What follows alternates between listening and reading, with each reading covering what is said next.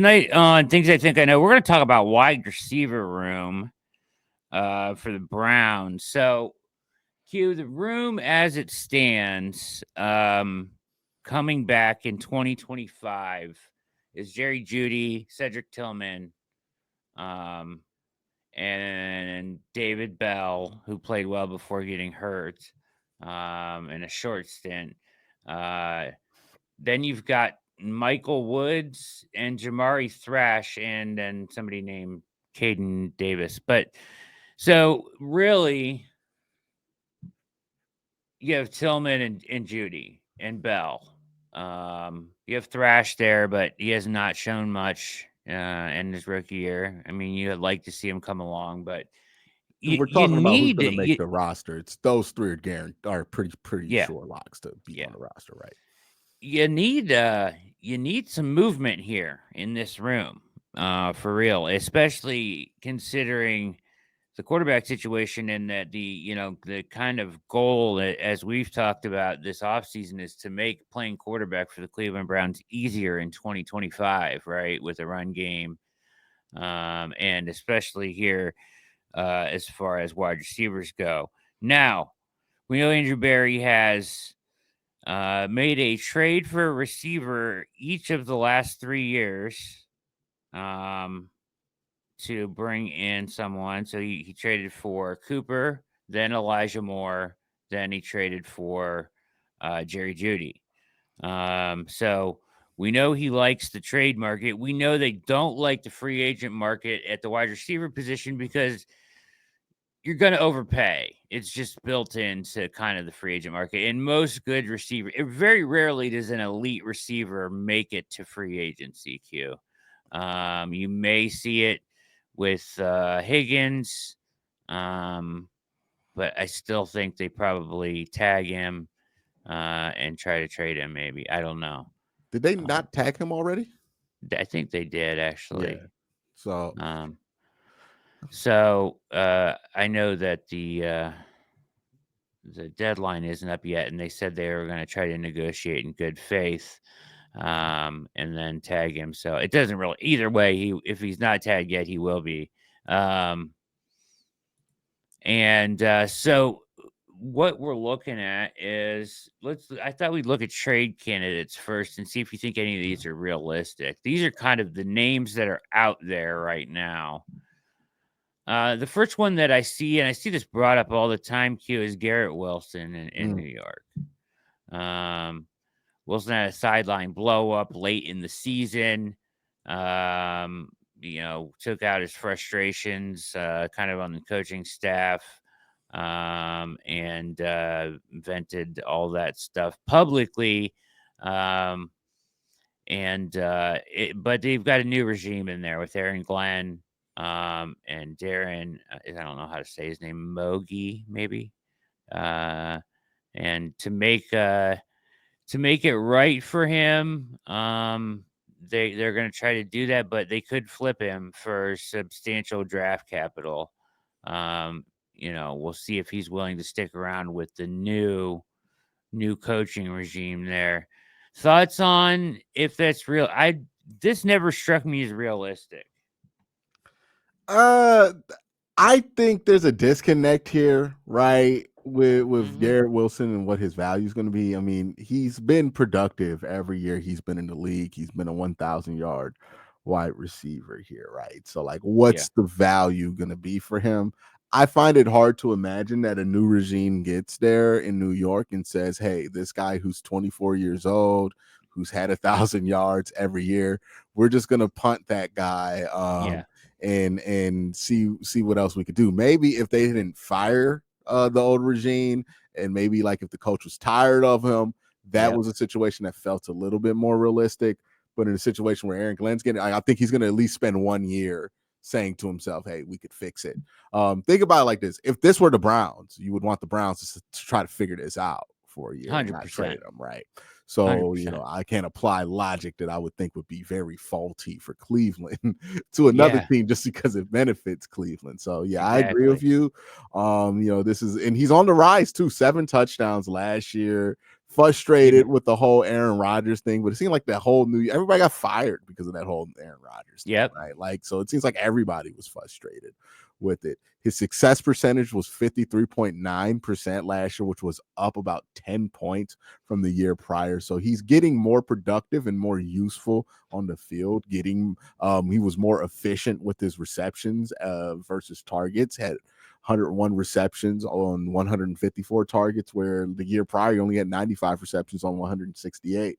I don't see a front office walking in on this and saying, hey, the arrow's going down on this. We need to sell high. Especially when they don't need the draft picks. This isn't a situation where they've traded their draft picks for the future. They don't have much of it. Well, they did trade their second for for a wide receiver last year. So they do have that, but I don't think they're going to double down on that mistake by also shipping off this guy who can probably be useful in a new offense. I think that's a piece that almost anybody would say, hey, let's see if we can fix that. Yeah, he's special for me, and I'm not giving up on him if I'm Aaron Glenn and I'm coming in. And, first thing Glenn did was like, Aaron Rodgers is not going to be a part of this locker room. So for me, if I'm Wilson, that's a good step in the right direction. And they're probably trying to mend fences there, make sure that they can keep him happy. He's a special wide receiver. If I'm And them, I try to get him under like a extension right now when he's not like, yes. because the way people talk about him, you probably can get him under that $30 million number, right? Yeah. Because people have been talking about him not as a bust, but like as a underperformer sometimes, and Yeah. because of the whole dysfunction he's been having to deal with in New York, but he's not that. Yeah, I would try to get him under extension like sooner than later. Just kind of show a point that, hey, we're not going to just ship out guys who didn't get drafted by us too. Which, if you remember, Andrew Berry did that his first offseason here, where he made a point of like, hey, we're going to extend guys who were here before, right? Yes. So that's a smart approach to it, and that was one of the things I think Andrew Berry has done the best out of his time in Cleveland. I think that would be something that New York does too. Yeah. Makes a lot of sense. Don't really see him on the move. Okay, so other names out there, obviously Cooper Cup. Are you of the belief that Cooper is as washed as everybody says? Well, Cooper Kupp, Yep. the problem with him is he was never fast to begin with, Correct. Yeah. right? Like he was a Yep. 4.6, 4.7 guy coming out of not Washington State, Eastern Washington. Shout out to the Inferno. So with those guys, once it's gone, it's usually gone like to a pretty high, like their ability to separate has always been marginal, right? Yeah. We saw this with Jarvis, where Jarvis was useful, then he wasn't. Or even like with Amari Cooper, who was fast at one point in his career, gradually got slower and slower. And then we saw he only became really useful in certain situations. I think Cooper Kupp will be useful to somebody, but not Cleveland, right? I think he would be useful to somebody who needs a veteran wide receiver, kind of like the role that Kansas City hoped that DeAndre Hopkins, another guy who was never fast, and Yes. the fall off came fast for him once it came. A team that needs that at wide receiver would probably be likely to go after him. But I don't think Yeah. he is carry your offense anymore type guy, and I don't think he's been that for a while. No, definitely not. He's more of a tertiary option that maybe kind of rounds out a room for a contender. It feels like he missed 18 games due to injury in his last 3 seasons. Yeah, I mean he turns 32 in June. But I still think the nuance that he has to his game kind of in the middle of the field, and he can still block. So if he wants to play, he can end up somewhere and contribute, but he's definitely not a 1 or 2 in my book anymore. And he's always been a high success rate guy, right? Somebody who can get you Mhm. first downs and keep the sticks moving.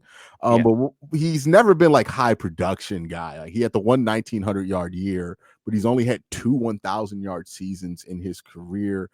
He's dealt with injuries pretty much consistently throughout Yeah. his career. And the thing that's dipped with him that I would be like, that points a red flag for me is the success percentage, which has always been, mid 50s to 60%.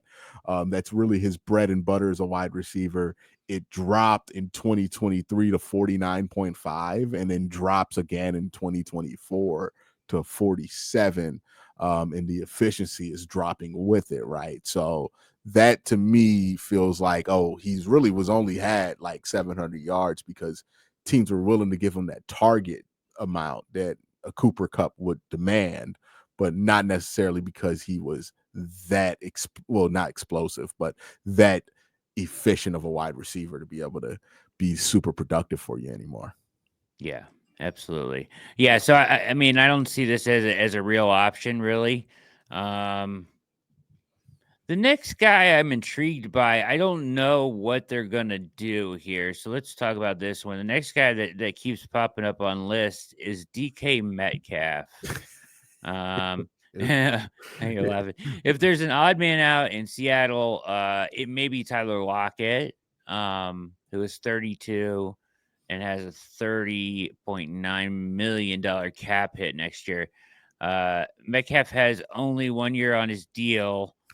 John Snyder may be hesitant to, extend him again, especially with Mike McDonald there now, and they're kind of transitioning to a run game centric offense, and they have JSN. And if they add another guy, you could see them potentially not trying to extend Metcalf. I don't know that to be the truth. He's still just 27 years old, still super athletic, but could be of interest with 1 year left on his deal. The question is, what does it take to bring him in? And you're gonna probably have to sign him to an extension. Yeah, I just every other year it feels like they are Man, trying to tell us that DK Metcalf is going to be traded, right? And they don't seem interested in doing it. I don't see why they would trade DK. I mean, they're trying to like maybe something broke down with Geno and they can't keep Geno, but as long as Geno is there, then DK is going to be there because okay. those guys fit each other's time frame. So unless they do something with Geno, I just don't see DK going because what would be the benefit of trading DK here? He's like, I don't imagine the Seahawks see themselves as rebuilding. I think they're a team trying to, get to the playoffs and see what happens in the NFC. And you're not going to do that without DK. Correct. I think you're absolutely right there. Yeah, they paint this and that McDonald would, want to pivot off, but they don't have anybody to pivot to at the moment. So I can't until that happens. I don't This see is that not as a the reality. draft class where you would feel confident. Not at all. And especially with a guy like with DK's skill set, right? Where he's Yes. a big wide receiver who can run after the catch. I mean, there's literally no wide receiver like that in this draft class. And there's not a lot of wide receivers like DK in a lot of draft classes, to be Period. fair. Yeah. But Yeah. yeah, this does not feel like the year. Now, if they had a top 5 pick in 2027 and DK's 30 and Jeremiah Smith going to be right there, or Ryan Williams is going to be right there. Okay, yeah, they might move off DK because that makes sense there. But, Yeah. I just don't think it makes sense for them to get rid of DK at this point. I'm with you, man. I'm with you. I've always, I always get excited the thought of when they throw his name on these articles, these trade candidate articles, but it never really seems realistic Do after you you think think about it. people So, do it just because like the photoshops look so good because DK Metcalf yeah, is like probably just gets giant, people right? It's excited. like a really cool thumbnail you can throw Yeah, together. this dude is jacked and looks like a freak of Oh yeah, dude, nature. we're gonna But deal with it. Like if Miles stays a Brown for the rest of his career, which does not feel like a given at this point, we're mm, gonna see every Photoshop of Miles yes, Garrett on because this every has team. opened the door for like we're gonna be living the DK life, right? If we keep Yep, him, where it's like every 2 years, oh, does Miles want out? Right? yep. We're gonna be dealing with this even if we retain him. And because Miles is really fun to Photoshop into different jerseys, we're just gonna see it all. Like we should collect them like Pokemon cards and like get a set of Every 32. team. Yeah. Every team. I got the Eagles, Miles. All Yeah, right. got that Lions. Yep. All right. Next up on the trade candidate list.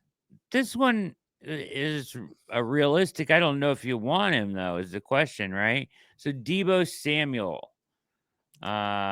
His request to seek a trade has been granted in San Francisco. Um, so they were able to patch things up 3 years ago when he asked out. Um, because he did request a trade back then as well. That was more about the extension, right? Hmm. But they have a Brock Purdy extension on the horizon that they're going to have to deal with. Um, Ricky Pearsall, they see as a guy on the ascending player. And they have fourth round pick Jacob Cowing waiting in the wings behind a bevy of established playmakers. It's likely that they do move on from Samuel. Um, They still got who? Jawan James, Jennings? Jennings. Yeah, Do they have Jennings? I think they still have Jawan too. Yes, he's still under contract. Okay, so Jeff Jennings still under contract. Yeah, I mean, He had almost and 1,000 yards last year. yeah, and they're when they made the decision to keep Ayuk after all the drama last off season, right? Um, on that deal, it kind of sealed Debo's fate, kind of. But he wants out, and they've granted his request. Hmm. So, um, this is literally word for word, almost exactly what, as I'm looking at this Q, exactly what Barry said, right? Or somebody said, "We're not in the business of letting good players out of here," says John Lynch. Anyways, isn't that what he said the other day? Samuel's request to seek, yeah. So what do you think about Deebo? Would you take Deebo in Cleveland, and what would it take to get him here?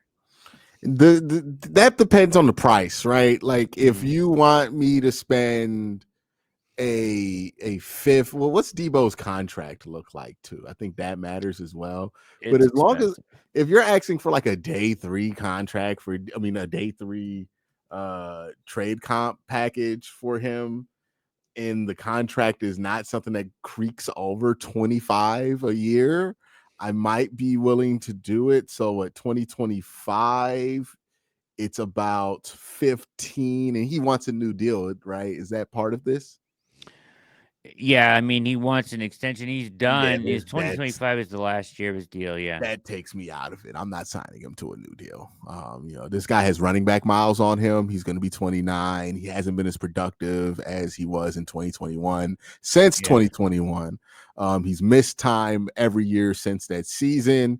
Yeah, like if he had like 2 years left on this deal and you didn't have to give him a new contract if you traded for him, I might consider it because it would be a good short-term fix for a low price.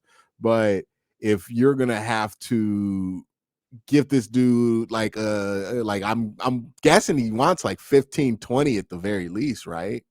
You would think so, right? Like, he certainly views himself as that sort of Yeah, because player. he's not happy right now, and he's gonna get 15 this next year. So he probably wants 25 to 20. 20 to 30, right? Like that. I think that's what. Yeah. Yeah, I'm good on that. Yeah, I'm good on that too. Yeah, I'm good on That's that. tough. The only way I'd do it is if it was like a rental and then he was going to go to free agency.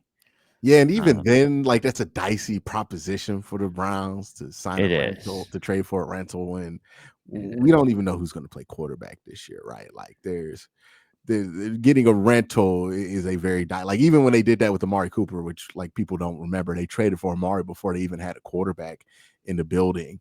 Um, Even when they did that, Amari had like what 3 years left on that deal that he played on. Yes. So yeah, this is a dicey. I don't like it. Yeah. Yeah. The Cooper deal was perfect because they just wanted to save money. Mhm. Yeah, all these deals where you typically have to go in and sign them to an extension because his contract voids in 2026. Yeah. Feels like something the Um, Dolphins are going to do. yeah, it does. That's a good call. All right, so yeah, his cash payout in 2025 is about 18 million. Yeah, I'm good on that. I'm Yeah. good on All right, so then the last name on this list, I think we'll go through the tight ends too because I think that's part of this for the Browns, right? that. Mm-hmm. Especially as they move things. But is Christian Kirk? Um, That name makes sense. yeah, his buzz near the trade deadline last year is he suffered a broken collarbone in week 8. With a new regime, Liam Cohen in there, Brian Thomas Jr. kind of shining last year, now established as Lawrence's go-to guy. Kirk looks like he may be expendable. Given the space between his, or the differentiation between his contract at $24 million cap hit in 2025 and his contributions last year, which were the lowest since 21. He's only 28 years old. Still could still be a meaningful contributor for someone for sure. So let's look at his contract. But that what do you think, of Kirk? I think Kirk probably makes the most sense out of all the guys on this list. It's not going to be a sexy name that people are going to get excited about. I'm not going to be able to name this video Christian Kirk could sign with the Browns to get 1 million views on the Yeah, video, right? It's not going to be a super exciting name, but you can trade for him this year. He would be a $16.5 million cap hit for a wide receiver. That's pretty fine, right? Like you can live with that number for him. His current yeah, contract, they would have to settle something with the contract because it would be very expensive, I believe, for the Jaguars to trade him at least pre June 1st. Yeah, they would take on 13 million in dead cap. So yeah, feels like a post June 1st trade guy, yeah, more than a pre June 1st guy. So maybe you hear that they agree in principle to this trade and then it doesn't actually finalize till after June. But yeah, I think this trade makes a lot of sense for Cleveland. One, the skill set of Christian Kirk, fast, twitchy wide receiver, can run routes, really good with the ball in his hands. That is what the Browns require out of all of their wide receivers, and what the wide receivers that have done well here have been able to do. They need a veteran in that room, right? I think at the top, you're fine with Jerry Jeudy being your fringe one guy for a little bit of time until you find somebody in the first round you want to take that swing on. And then you can go Christian Kirk here. I think it's interesting that Andrew said that Travis Hunter was a wide receiver in his eyes, or at least let it slip that he thinks that, because absolutely. I can see that making a lot of sense to Yep, the Browns, right? He's great with the ball in his hand. yep, He does have that Jerry Jeudy quality of him, without having the concerns about, like, Jerry Jeudy doesn't make a lot of spectacular catches, and he can sometimes, the physicality can jar the ball loose with Jerry. Like he's yeah, going to have drops. Travis does yeah, not have that problem, right? no, It's like, so I could see them getting rid. If they really love Jerry Jeudy, it makes sense that they would love Travis Hunter too, because Travis Hunter can also high point 50-50 balls. But yeah, I think Christian Kirk, that would make sense there. What that would fill in one spot. I do wonder, as much as I'm worried about them reaching for a quarterback at 2, should I have my antennas up for potentially a reach for wide receiver at 2? Because I do have concerns that they might feel the need to add more to that room sooner than later. yeah, We'll see what happens here, but I think Kirk, you put Judy in there, and then you have Cedric Tillman back. Maybe you get a guy in the 4th or 5th round, like a Ricky White or somebody like that, or you spend a 3rd or a 2nd on Jack Beck. And then you fill out the room with somebody from camp. and then you just Yeah. kind of rely a lot on these twin tight end packages to get through the year. It's not going Yeah. to be a sexy wide receiver room. It's going to be more in that Baltimore, Pittsburgh quality of room where it's like, hey, we're really revolved around this one guy. And I think you could get by with it, right? It's not going to overwhelm teams, but the Browns are not a team that I project to overwhelm teams next year. So, yeah, it's just it'd be a nice move to get you by for a few years. Get a vet in there because I do think that matters. You need a guy who didn't just sign the first deal after his rookie contract last year. Right now, I think Yep. Jerry Judy's the old man in that locker room. Yep. So yeah, you need an actual veteran in there, and Christian Kirk can provide that. I think he can be productive for you in short yardage situations. Success rate has been pretty high for him in 2022 and 2023. 2024, it dropped off, but I think that had more to do with the dysfunction happening around Jacksonville at the time there. Sure. So, I think Christian Kirk makes sense because the price is going to be right, and it's not going to be an expensive move for the Cleveland Browns when you're talking about 16.5 on the cap sheet when wide receivers routinely go for over 25, $30 million. I agree. He's kind of the only guy on this list that makes sense. And what he would do is he would help slot. Like my thing is, I have hopes that Cedric Tillman will be the X on this team, right? But you just can't count on that going into the season is the Yeah, it gives problem, you a right? little bit of flexibility where it's like, hey, Yeah. if Cedric has a hard time grasping a role or regresses, you have somebody legible that you can put in there to Yeah. put together a reasonable professional quality passing attack. I wonder too if they go after like a veteran like a Brandon Cooks, right? Hmm. Another reliable guy who you might be able to get for cheap for a year or two, just to have that extra security. And I think they should probably go that route. Yeah, it's interesting that, it's like you said, the free agent market isn't great. Um, and the Browns have never really been big into spending. I think the only wide receiver free agent they brought in since Barry's been here was Marquise Goodwin. I can't think of another guy. I traded for every single one, right? And Yeah, it was Amari Cooper, and then it was Jerry more. Judy. Elijah Moore was another trade. So yeah, they have traded for all these guys. They haven't really Yeah, signed a straight up free agent at wide receiver. I mean, like they've signed like guys off like the waiver wire and stuff like that, but not like a hey man, right. this is our wide receiver too. And like I think that's good because have you seen the market for wide receivers? Like I don't It, think anybody's trying to pay these prices for wide right. receiver right now. So like I applaud them for avoiding the open market in years where that open market has been absolutely ridiculous. I think Allen Insane. Robinson one year got like $25 million a year. Um, People are throwing Jameson Williams' name around. You have some thoughts on this. I guess I would wonder why they would move on. He's a very talented guy. As far as a field stretcher, Mm-hmm. he would fit here. What do you think about him? There's just something that goes off in my head when a team finally has a successful year with a young player and they're like, hey man, we'll trade him. Yeah. Like Yeah. it's like, oh, you trying to rob me? Like I Yeah.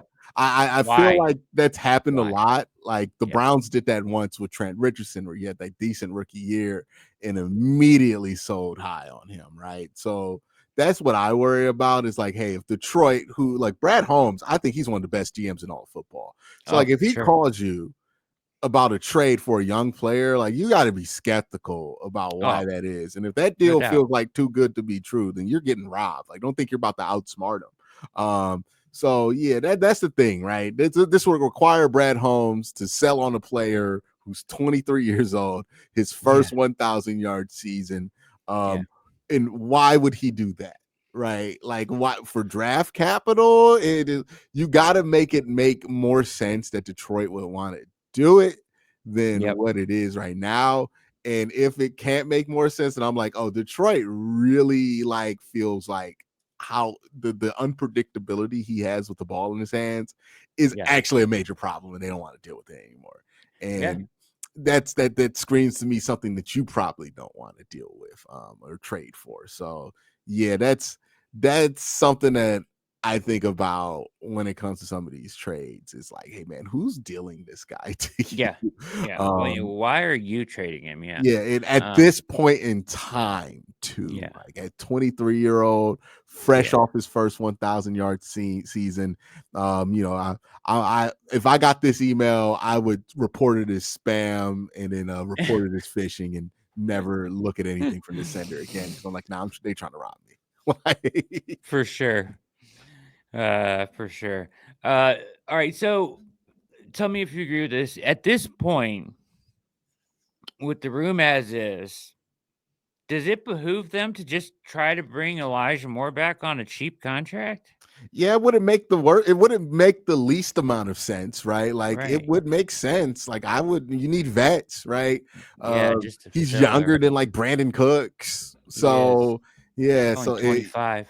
he can he can do what Christian Kirk did last year for the Yeah. Jacksonville Jaguars. So yeah, I wouldn't be surprised if they brought back Elijah Moore on a cheap deal. Now I don't know if Elijah wants to come back, Yeah. but he might not have a ton of choices, right? So yeah, I think Elijah is definitely in play here. This wide receiver room is just not going to be spectacular for Cleveland this year. I think that's Yeah. just a reality. We have to accept that quarterback's not going to look like how we want it to look like, and wide receivers not, right? I think those are things that you try to address in future off seasons. But for now, you just want to get it to a point to where it's not a disaster during the season. I get asked about a lot. I agree with you on the room as a whole. And a big part of that, as we were kind of talking about before, is probably the tight end, right? And the usage of the tight end. So Njoku, and I would like to think they draft a tight end in this class. It's a fun tight end class. I would find it hard for them to avoid drafting Yes. like just like the same way I'm like it's going to be hard for them to avoid drafting a running back. I'm like, Yeah. it's gonna be similarly hard for them to avoid a tight end because, like, at one of those picks, you're gonna come up into a situation where somebody's got to be disproportionately high on your board for where you would want to take, even if positional value wasn't strong for that guy. So yeah, this wide receiver class, I mean, not wide receiver class, this tight end class, it's pretty hard to avoid. I like a lot of the tight ends in this class, right? Harold Fannin Jr., one of the most productive guys in college football. Look, whenever I watch the Cam Ward tape, the thing that's interesting about it is I always walk away very impressed with his teammates. Damian Martinez is somebody I like a lot. Xavier Strepo, somebody I like a lot. Yeah. And then Elijah Arroyo, who I was surprised, like when I was watching that Cam Ward tape, I'm like, damn, ain't nobody talking about him. Well, I now they know. are talking about him, right? The Senior Bowl showed out. Yeah, Yeah. the Senior Bowl, and it's all over that Miami tape because you'll see these crazy throws that Cam Ward puts out there. I'm like, man, if Elijah Arroyo was not there, that's not a completion, and we're talking about him differently, right? Yeah. But yeah, I think that supporting cast in Miami is pretty underrated. Yeah. But I think Elijah Arroyo really underrated there too. A bunch of guys. Brian Stone out of Clemson. I thought he had a very strong Senior Bowl. The Iowa tight end Luke Lachey, another guy who feels like another one of those Iowa tight ends is probably going to work out that they don't let catch the ball, and you find out at the Senior Bowl, oh, that guy can catch the ball, right? I thought even like somebody like Ferguson out of Oregon had a pretty strong weekend. We're not even Yep. talking about like the Colson Lovelands of the world or the Yeah. Tyler Warrens of the world, right? The tip top of this class. It's a very strong, very deep class. Jackson Hall's a really good blocking tight end, underrated, Yeah. I think, as a receiver as well. So yeah, I think it's going to be hard for them to avoid a tight end here. And I think it's going to be hard for them to avoid running back. And I think that's how you supplement not having the best receiving core in the world, is that you try to build this run game and then you can build a play action game with your tight ends that can counter off that run game, and then you can open stuff up down the field for Jerry Jeudy once teams start to worry about that run game. So I think that's going to be how this thing is structured. You're not going to go out there and run a full spread like they did last year because you just ain't got the bodies for it. No. And like even if they do draft Cam Ward, who would be a spread fit type quarterback, I think the early part of his career will be spent trying to just get him into the base system, right? So absolutely. yeah, like I think that's where this is destined. And you got to start thinking about the group as pass catchers. And it's like, hey, wide receiver might not get addressed too hard this year, but they might do something at tight end. They might get Travion Hendrickson, right? Who can be a factor for you in the receiving game. They might upgrade the run game and use that to play off the passing game, which I think will be their strategy. And then they still have Jerry Jeudy, which like makes things a lot better. You got a 1,200 yard guy in that room.